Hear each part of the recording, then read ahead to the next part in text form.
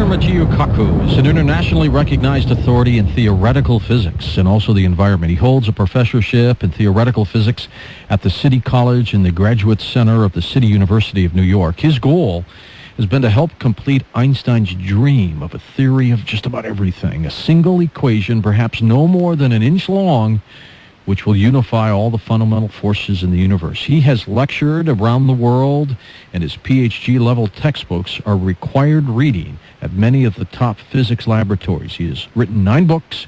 His last 2 we're going to chat about tonight, Hyperspace and Visions, became international bestsellers and have been widely translated into different languages. He hosts a hour-long radio program on science and several radio stations around the country. His commentaries on science can be heard on 60 stations nationwide. Dr. Kaku graduated from Harvard in 1968, summa cum laude, and a number 1 in his physics class. He received a PhD from the University of California, Berkeley Radiation Laboratory in 1972, and he held lectureships at Princeton University in 1973. He then joined the faculty at the City University of New York, where he has been a professor of theoretical physics for 25 years now. He's been a visiting professor at the Institute for Advanced Study at Princeton and also New York University, and has published more than 70 physics articles in physics journals, which include superstring theory, supergravity, supersymmetry, and hadronic physics. He is the co-founder of string field theory. He also wrote the first paper on conformal supergravity and the breakdown of supersymmetry at very high temperatures. Welcome to Coast to Coast. Hello, Dr. Kaku. How are you? Very good, George. Welcome. Glad to be on the show. My pleasure. Boy, if you have a chance Friday night, Art returns to fill in, and what a night that will be. Ah, I see. So Art's going to be back for a day. He will be back, and time permitting, whenever I take a little time off every once in a while, Doctor, he'll pop back in and keep his fingers in the pie, so to speak. Right. Hey, I have had a chance to hear you and Art over the years, and without a doubt, you're one of Art's most favorite guests, and this is a delight for me tonight to chat with you, just about so many different things that are out there. We just had a couple calls. I wanted to get into this with you before we talk about some of these other issues. Somebody called and said that his father, several years ago, was in a military plane that kind of approached a black cloud in the sky. He said while he was in that cloud and slowly coming out of it again, he saw old World War II German fighter planes all around him. And, of course, they weren't old when he saw them. They looked, lifelike and very timely. And then the cloud came back in again, and he somehow flew out of it, and they were gone. However, he did have some bullet damage to his plane. They fired on him. Today he calls back on the show and says that the father has a copy of the report from the German base where these pilots, when they landed in the 40s, reported seeing a very strange aircraft with an American insignia on it. Now, isn't that an incredible story?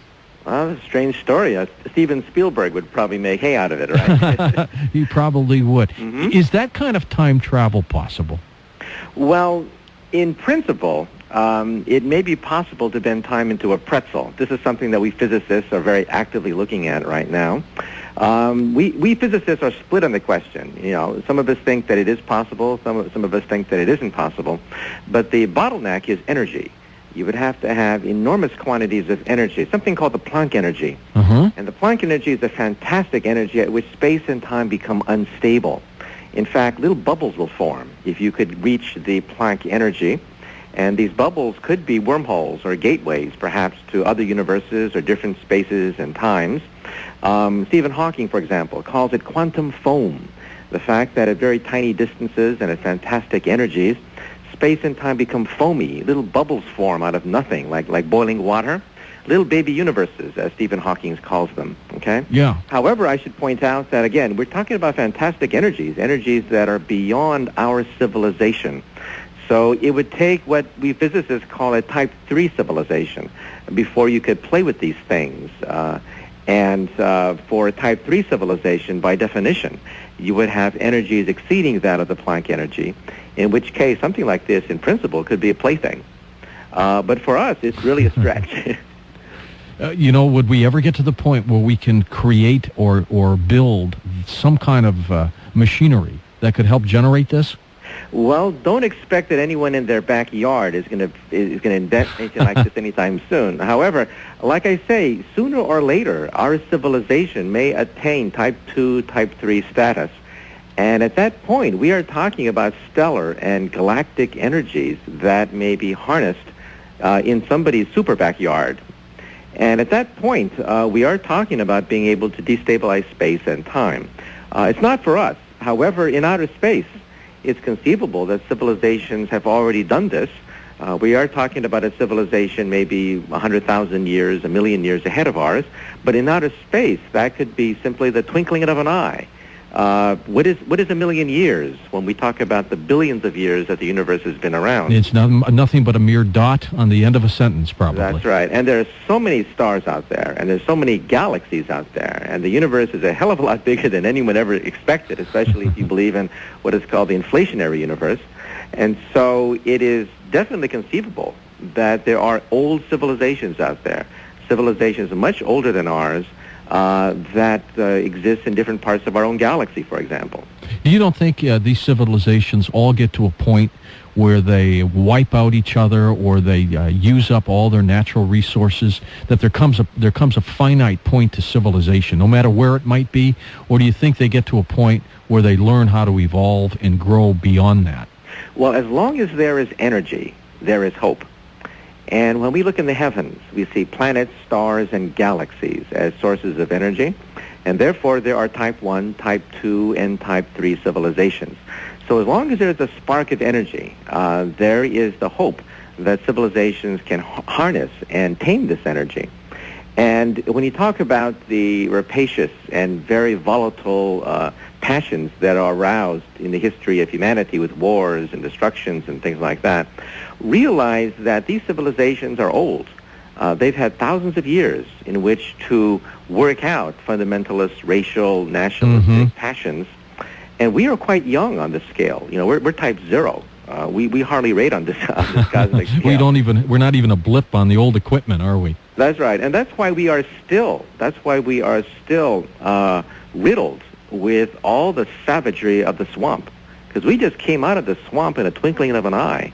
And these civilizations, which are much older than ours, would have had centuries, millennia, in which to weed out the sectarian, nationalistic passions that have so typified the history of humanity for the last several centuries. So that's why I'm hopeful.